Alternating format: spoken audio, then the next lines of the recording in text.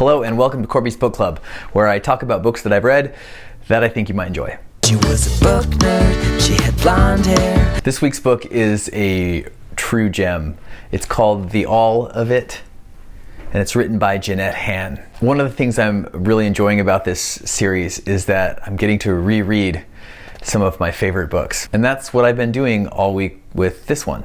It's funny because I read this maybe 7 years ago, and mostly I just remembered how it made me feel, which is that life, even in its most straightforward telling, is never simple.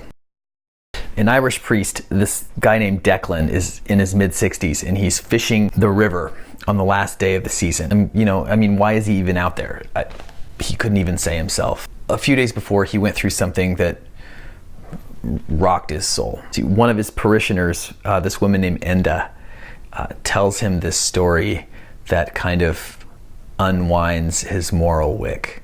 So he's out there on the river. Father Declan, he stands just casting over and over again into a flooded, likely fishless river, and goes through all the details of this story in his mind, just recounting each in turn.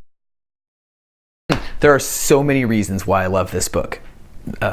The structure of it, for one, it's like a finger crooked at the knuckle, beckoning you in just a little deeper. The first 8 chapters are short.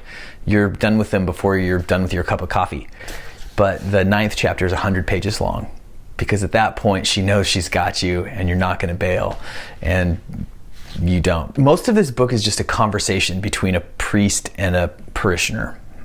And another thing that's fabulous about this book is the character of Enda, who demands your respect, because she's the one who does the teaching in this story.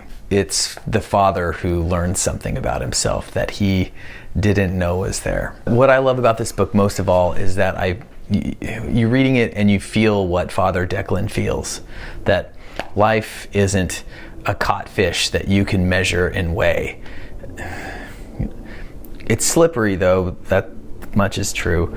But the telling of this story goes all the way to the very last paragraph. This is a thin volume of just 146 pages, and the author makes every one of them count. The word of the week is gallimaufry, as in a confused jumble or a medley of things. Sentence, please. Jack was a gallimaufry of conflicting desires. He couldn't decide whether to come in or stay out. So I shut the door. That's all for Korby's Book Club. See you next week. She was a book nerd, she had blonde hair with a paperback in her